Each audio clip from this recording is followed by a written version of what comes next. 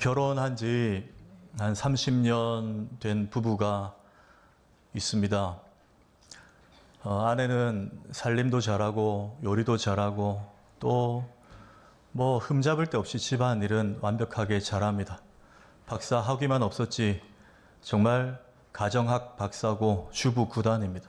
그런데 문제는 남편과 일절 대화가 없습니다. 이미 단절된 지 오래고 서로 30평 남짓 집 안에서 오감에 마주쳐도 투명 인간 취급하고 있습니다. 밥도 차려줍니다. 빨래도 하고 설거지도 합니다. 그런데 그렇습니다. 여러분, 이 가정, 이 부부 너무 행복하겠죠? 밥은 차려주니까. 아니죠. 요즘에 종합편성 채널 뭐 예능 프로그램 보면 그런 내용을 다루는 프로그램들이 꽤 있던데 이름하여 쇼 윈도우 부부입니다. 속은 관계가 완전히 깨져 있고 겉을 봤을 때는 유리창 넘어 있는 마네킹처럼 그냥 부부로 보이는. 여러분, 오늘 에베소 교회가 바로 이런 교회라는 말씀입니다. 열심은 있는데 초심을 잃은, 처음 마음 주님과의 관계 속에서 그 사랑의 관계는 결여된 그런 교회. 행복할 리가 없습니다. 주님이 기뻐할 리도 없습니다. 그래서 저는 올해 우리 교회에 이 표를 하나님께 주셨다 생각하고 이 표를 정했습니다. 현수막 한번 보실까요? 다카포입니다. 다카포. 다시 처음으로. 저건 영어가 아니고 연주자들이 보는 악보에 나와 있는 기호입니다. 음악 기호입니다. 연주를 쭉 하다가 저 다카포가 나와 있으면 어김없이 다시 처음으로 돌아가서 연주해야 된다는 작곡가의 명령이자 의도입니다. 그게 다카포입니다. 그렇다면 오늘 에베소 교회가 다시 처음으로 돌아가기 위해 어떻게 해야 할까 주신 이 말씀을 가지고 올 한 해 우리 부민교회가 하나님 앞에서 어떻게 다시 처음으로 돌아가야 될지, 또 무엇을 어떻게 해야 될지 우리에게 주시는 교훈으로 좀 붙잡기를 원합니다. 두 가지입니다. 첫째, 먼저 어디서부터 잘못되었는지 생각해 봐야 한다고 말씀하고 있습니다. 어디서부터 잘못되었는가? 자, 5절 앞부분에 이렇게 되어 있습니다. 그러므로 어디서 떨어졌는지를 생각하고 회개하라고 되어 있습니다. 여러분, 옛날에 이런 속담 있죠. 소 잃고 외양간 고친다. 다 아실 거예요. 이 속담이 우리에게 깨우치는 뉘앙스는 뭡니까? 미리 잘해야지. 소 도둑 맞고 외양간 뜯어 고치고 난리법석 피우면 뭐하냐. 미리 잘해야지, 그 말입니다. 근데 그 말도 맞지만 그럼 저는 좀 생각을 달리합니다. 소 잃고도 외양간 고쳐야 됩니다. 여러분, 이 말 이해되십니까? 왜 그렇죠? 그래야 나머지 소들 지킬 수 있잖아요. 그래야 똑같은 일 반복되지 않지 않습니까? 지금 주의 영이 에베소 교회에 그 교훈을 하시는 거예요. 너희들 내가 지금 촛대를 옮길까 하다가 기회를 준다. 그러니 어디서 떨어졌는지 원인 규명하고 다시 바로 잡아라. 그래야 다시 기회가 있다. 그 말씀 하시는 거예요. 여러분, 우리 일주일 전에 참 언급하기도 힘들지만 우리는 주일 예배를 드리고 엄청난 비극적인 소식을 들었습니다. 그 항공사고 소식을 다 접했습니다. 일주일 동안 매스컴 뉴스에서는 많은 항공 전문가들의 사고 분석에 대한 견해가 막 쏟아져 나왔습니다. 근데 그 다수의 전문가들의 분석 견해에 따르면 이번 이 대형 비극적인 참사는 그 원인이 하늘에 있지 않다는 것이었습니다. 풀어 말하면 우리가 흔히 생각했던, 처음 접했을 때 들었던 원인이라고 생각했던 그 조류들이 비행기의 엔진에 부딪혀서 엔진이 무용지물이 되고 화재가 나고 그런 일들, 그게 직접적인 대형 참사의 원인은 아니라는 거예요. 왜? 그런 일들은 10년, 20년 파일럿들에게는 적지 않게 일어나는 일이라는 거예요, 하늘에서는. 그 정도 대응할 수 있는 매뉴얼은 돼 있다는 거예요. 그러면 랜딩 기어가 제대로 작동하지 않은 것, 즉 바퀴가 나오지 않아서 동체 착륙을 할 수밖에 없었던 것, 그것이 큰 원인이냐? 물론 원인이 되지만 그건 역시 웬만한 베테랑 조종사들은 밥 먹듯이 시뮬레이션 상황에 훈련을 해온다는 것입니다. 다수의 항공 전문가들이 지적하는 원인은 땅에 있었습니다. 여러분 뭘까요? 바로 활주로 쭉 끝에 로컬라이저 방위각을 설치해 놓은 그 흙으로 보이는 둔덕이었습니다. 흙이 아니었죠. 그 안에는 두께 4m짜리 콘크리트 벽이 그 안에 감추어져 있었습니다. 이번에 이 일을 두고 세계 외신들은 세계 어느 나라 공항 활주로에도 그렇게 4m짜리 콘크리트 벽을 활주로 끝에 세워놓는 나라는 없다는 것입니다. 말이 안 되는 걸 그 자리에 해놨다는 거예요. 다수의 전문가들이 그걸 지적합니다. 오히려 선진국 공항 제대로 된 활주로에서는 사진을 한번 보실까요? EMAS라고 그래서 항공기 이탈 방지 시스템. 활주로 끝에 여러분 저기 보이는 것이 위에는 플라스틱 소재로 부드러운 잘 깨지는 것을 덮어놨지만 밑에는 여러분 창녕 우포늪 가보셨습니까? 늪에 있는 그 아주 진 흙들, 그걸 깔아놓은 거예요.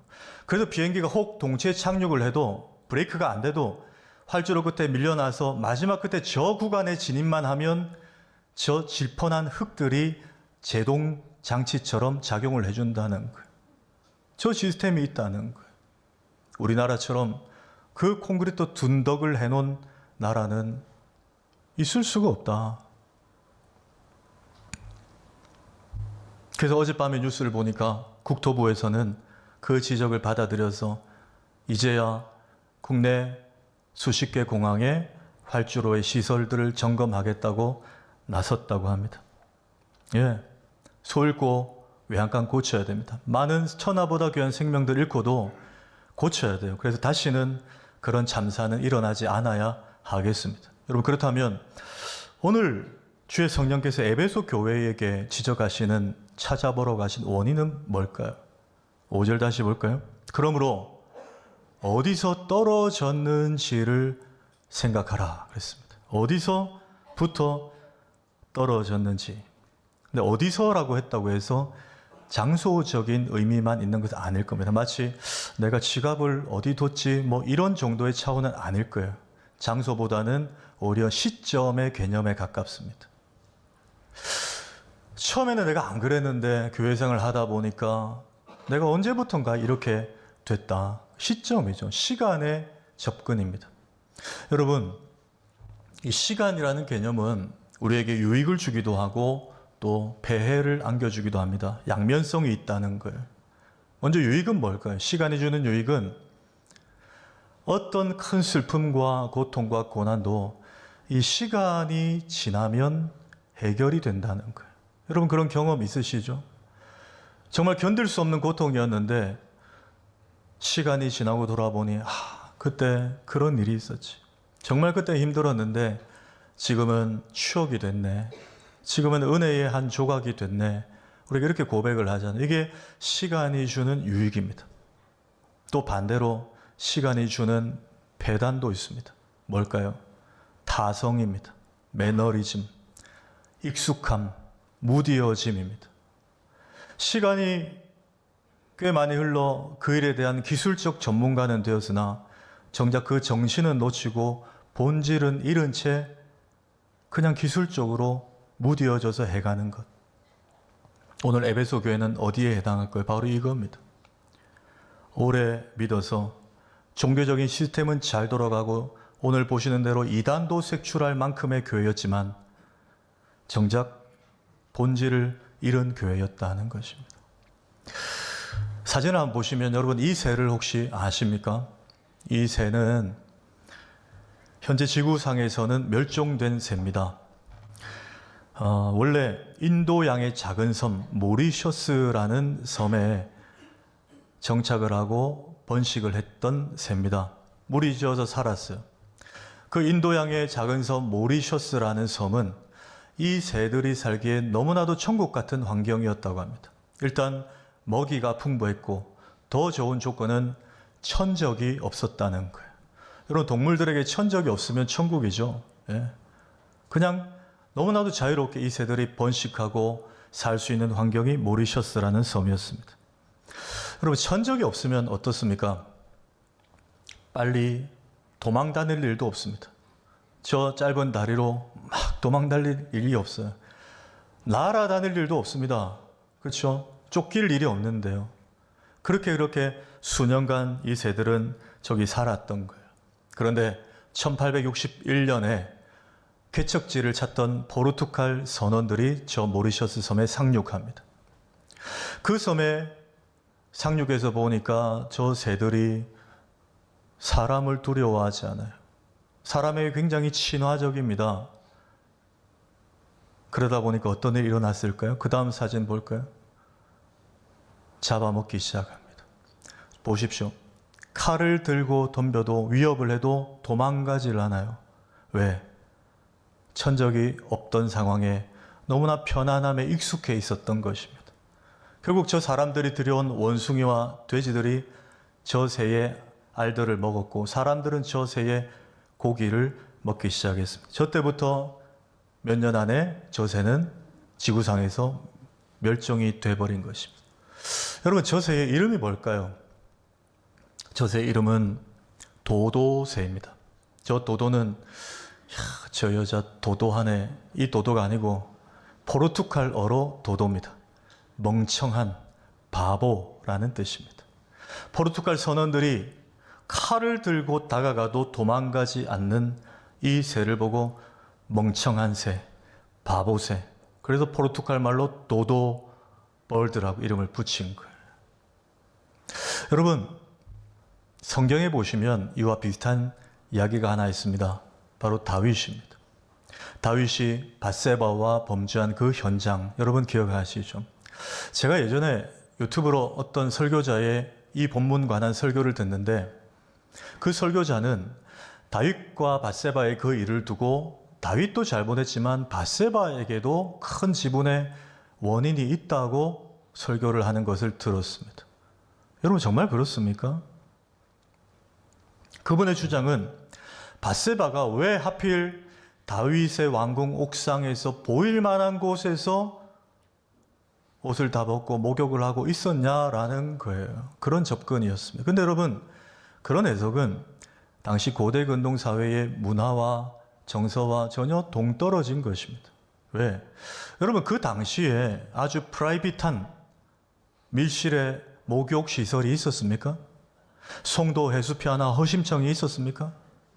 없었습니다. 여러분 기억하시죠? 출애굽기에 바로 왕의 공주도 나일강에서 목욕하던 시절이 그 오래된 시절이었어요. 그런 시설 없습니다. 겨우 로마 시대쯤 됐을 때 목욕탕 문화가 생겼지 않습니까? 그러니까 그렇게 원인을 규명하면 곤란합니다. 원인은 나단의 지적대로 다윗에게 있습니다. 여러분, 사무엘하 11장 1, 2절 한번 읽겠습니다. 시작. 그 해가 돌아와 왕들이 출전할 때가 되매 다윗이 요압과 그에게 있는 그의 부하들과 온 이스라엘 군대를 보내니 그들이 암몬 자손을 멸하고 라빠를 에워쌌고 다윗은 예루살렘에 그대로 있더라. 저녁 때에 다윗이 그의 침상에서 일어나 왕궁 옥상에서 거닐다가 그곳에서 보니 한 여인이 목욕을 하는데 네, 문제는 다윗이고 더 구체적으로 다윗이 이스라엘 왕인데 전쟁이 났어요. 출전할 때가 됐는데, 왕들이 출전할 때가 됐는데 밑에 부하들만 보내고 자기는 예루살렘 왕실에 그대로 있었다. 이게 여러분 제일 중요한 원인입니다. 늦게까지 잤어요. 그리고 저녁 때 일어나 왕실 옥상에 올라갔습니다. 올라갔더니 때마침 목욕하는 한 여자가 눈에 들어온 거예요. 원인은 다윗에게 있습니다. 여러분, 저 다윗의 심리는 뭘까요? 옛날엔 내가 다 전쟁 직접 나가지 않냐는 거예요. 근데 암몬 정도는 이제 국방장관 요압과 밑에 애들 보내도 되지 않냐라는 거예요. 뭐죠? 안주하려는 마음입니다. 나도 옛날에 열심히 했다는 거예요. 주일 성수만 그냥 하면 되지. 뭐 또 금요철야? 이거예요. 나도 옛날에 새벽기도 다 했어. 이 마음이에요. 금요철에 뭐 좀 집에 급한 일 있는 사람, 절박한 사람들이 하는 거지. 이 마음. 여러분, 이 순간 다윗은 이미 도도새가 되었고 포르투갈 선원 같은 마귀들은 그런 다윗을 공략한 거예요. 총칼이 난무하는 전쟁터보다 안락한 왕실이 더 영적으로 위험했다는 걸 보여주는 것입니다. 여러분, 올 한 해 혹 우리 안에 이미 자리 잡고 있는 이 레터링을 보면서도 나하고 무관하다고 생각하는 분이 계시다면 이 안주하려는 마음을 벗어버리기를 주의 이름으로 축복합니다. 이렇게 아멘이 작으시네요. 축복합니다. 두 번째, 주님이 뭘 회복하라고 하는가? 처음 사랑을 되찾으라고 하십니다. 처음 사랑을 되찾아야 한다. 4절에 그러나 너를 책망할 것이 있나니 너의 처음 사랑을 버렸느니라. 버렸으니까 되찾으라는 거예요. 초심, 처음 마음을 회복하라는 겁니다. 여러분, 베드로가 예수님을 3번 부인했습니다. 그리고 자기는 예수님 십자가에 죽으셨고 자기는 이제 본 업인 어부일을 하기 위해서 다시 디베랴 호수로 나갔습니다.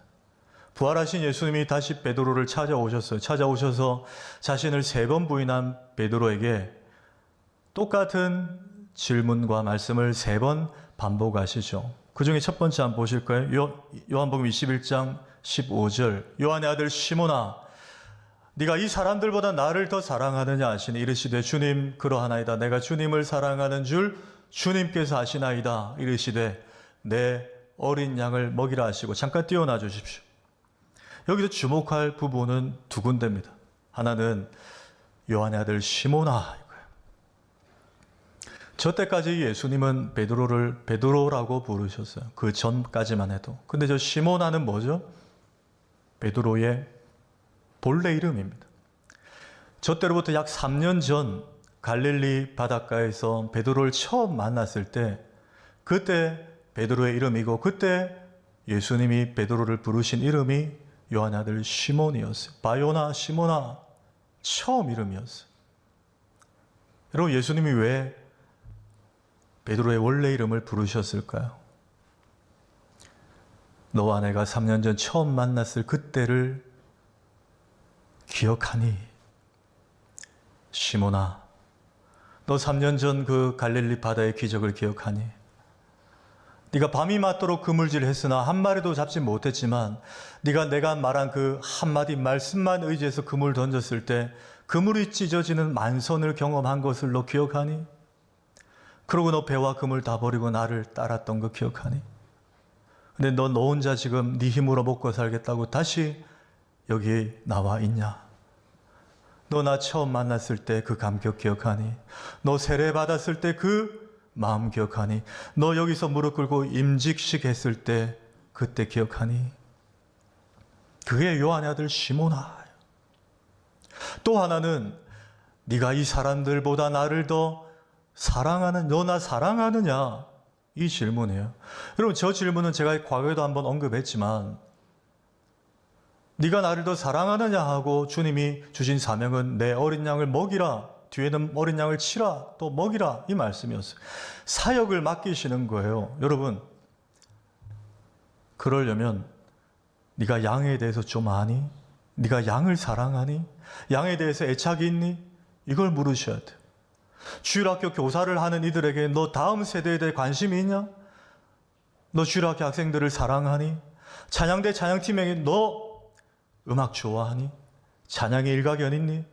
찬양하는 거 좋아하니? 이걸 물으셔야 돼요. 사역을 할 이들에게 너 신학 공부할 의향이 있냐? 이걸 물으셔야 돼요. 근데 주님은 그것 다 제쳐두고 네가 그 누구보다 나를 사랑하냐를 먼저 물으셨어요. 왜? 이 땅에 많은 사람들 중에 예수님을 사랑하지 않는데도 열심히 하는 사람들이 많아요. 예수님을 사랑하는 마음과 전혀 관계가 없는데도 교회를 다녀요. 예수님을 사랑하지 않는데 봉사는 열심히 해요. 주님 그거 아시기 때문에 이 질문 먼저 하신 거예요. 오늘 에베소 교회의 현 주소가 이랬습니다, 여러분. 그런데 오늘 본문 4절 마지막에 주목할 단어가 있습니다. 버렸느니라 라는 단어예요. 이 단어는 헬라어 아페케스라고 발음하는 단어인데 두 가지 뜻이 있습니다. 상관없이 무관하게. 에베소 교회 성도들이 이렇게 된 이유는 예수님 사랑과 상관없고 무관한 일에 오히려 더 열정과 에너지를 쏟아냈기 때문이라는 단어예요. 유기성 목사님의 신간 중에 내 안에 거하라는 책에 나오는 이야기입니다.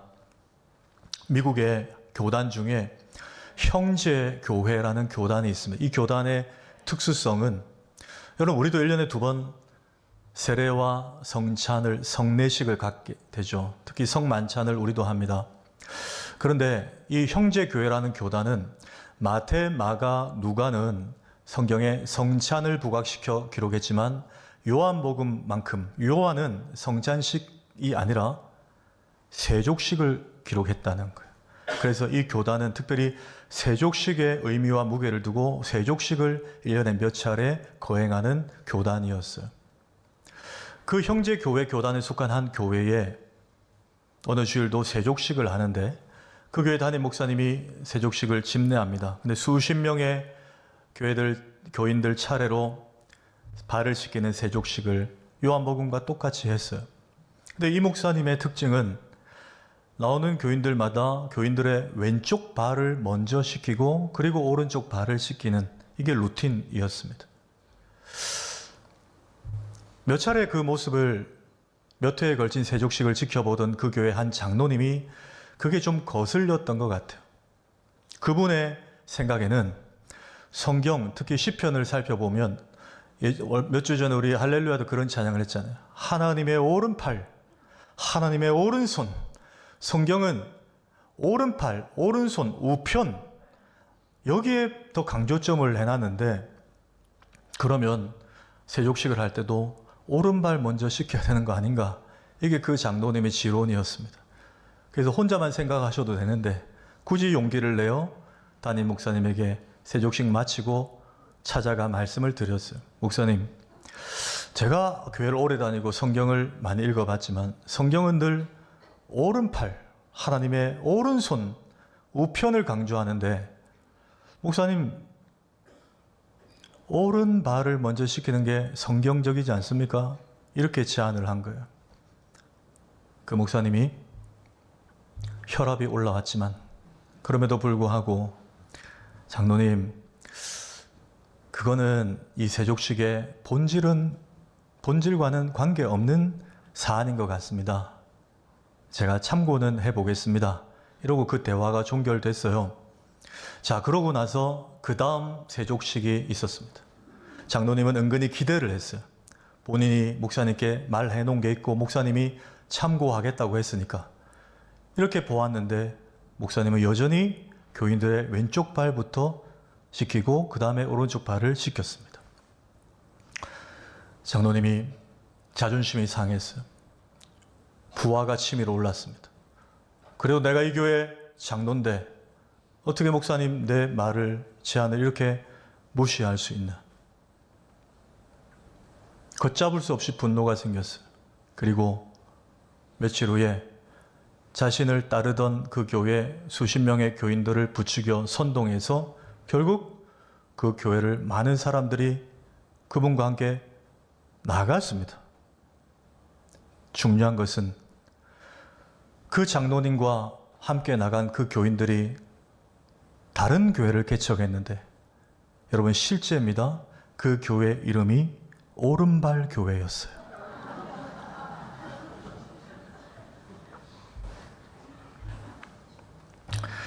여러분, 그래서 제가 한국에서 목회하는 겁니다. 어느 발 먼저 씻는 게 뭐가 중요합니까? 예수님이 더러운 우리 발을 씻겨주셨다는 게 중요한 거 아닙니까? 예수님이 우리의 더러운 과거와 현재와 미래의 모든 죄를 십자가에서 피 흘려 다 깨끗게 해 주셨다는 게 중요한 거 아닙니까? 우리가 웃었지만 가만 생각해 보십시오. 우리는 어느덧 네가 나를 사랑하느냐, 이 본질, 이 복음의 본질과 아페케토, 무관한 상관없는 일에 우리가 얼마나 많은 에너지를 쓰고 있는지 몰라요. 에베소 교회가 그랬다는 거예요. 여러분, 이스라엘 초대 왕은 사울 왕입니다. 아시는 대로 사울은 실패한 왕이에요. 근데 여러분, 놀라운 사실이 뭔지 아세요? 실패한 왕 사울이 40년 치리하던 동안에 그 사울 옆에서 멘토 역할을 했던 분은 위대한 사사요, 제사장이요, 지도자였던 사무엘이었습니다. 여러분, 민수기라는 성경 아시죠? 민수기에 보면 이스라엘 백성들이 광야 40년 생활할 때 그렇게 이스라엘 백성들 사이에서 분열시키고 갈등을 조장하고 선동한 혈통들이 있었는데 고라 자손들이었어요. 반역하고. 근데 여러분, 놀라운 사실이 뭔지 아세요? 고라 자손이 그렇게 이스라엘 광야 교회를 힘들게 할 때 지도자가 누구였느냐? 위대한 지도자 모세였다는 거예요. 여러분, 고린도 교회를 아시죠? 고린도 교회는 전국에서 둘째가라면 서러울 만큼 문제가 많은 교회였잖아요. 그런데 여러분 아십니까? 그 문제 많은 교회를 개척하고 설립하고 목양했던 목회자가 누구냐? 위대한 사도 바울이었어요. 여러분, 사무엘, 모세, 사도 바울, 이보다 더 위대한 지도자가 있습니까? 근데 그럼에도 불구하고 그들의 공동체는 늘 문제와 갈등과 반목과 잡음이 있었다는 것. 제가 뭘 말씀드린지 아시겠죠? 여러분, 교회의 은혜의 관건은 어떤 사람이 있느냐, 누가 있느냐, 컨디션, 환경, 조건의 문제가 아닙니다. 결국 우리의 마음의 문제예요. 우리의 마음 상태, 우리의 초심의 문제예요. 상황이 최악으로 치닫아도 내 안에 예수 그리스도를 향한 초심, 그 복음을 향한 뜨거운 열정, 그것만 여러분 살아있으면 어떤 시험과 역경과 어려움이 교회에 닥쳐와도 우리는 변질되지 않을 줄 믿습니다. 그 사랑, 그 초심, 그것만 붙들면 이길 수 있다는 거예요. 여러분, 2025년이 시작되었습니다. 우리 안에 이 처음 마음 다 회복할 수 있길 축복합니다. 혹 언제부터 내가 이렇게 무뎌졌는지, 예배를 드리고 찬양을 듣고 찬송을 부르고 참회 기도를 해도 내 안에 짠한 마음조차 없는 우리의 그런 모습이 있다면 오늘 주는 우리에게 어디서부터 떨어졌는지 생각하라고 하십니다.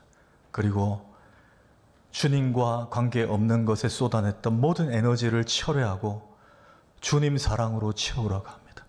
네가 나를 사랑하느냐?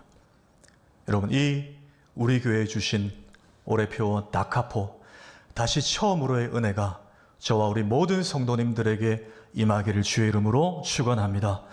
하나님 아버지, 주의 백성들 불러 예배하게 하시고 오늘 우리 교회에 새 주신 다카포, 다시 처음으로 돌아가라는 말씀을 주시니 감사합니다. 하나님, 우리에게 어디서부터 이렇게 됐는지 몸부림치는 마음이 있게 하시고 다시 주님을 사랑하는 그 마음을 온전히 회복할 수 있는 우리 교회와 우리 가정과 모든 성도들 다 되게 하여 주옵소서. 예수님의 이름으로 기도하옵나이다. 아멘.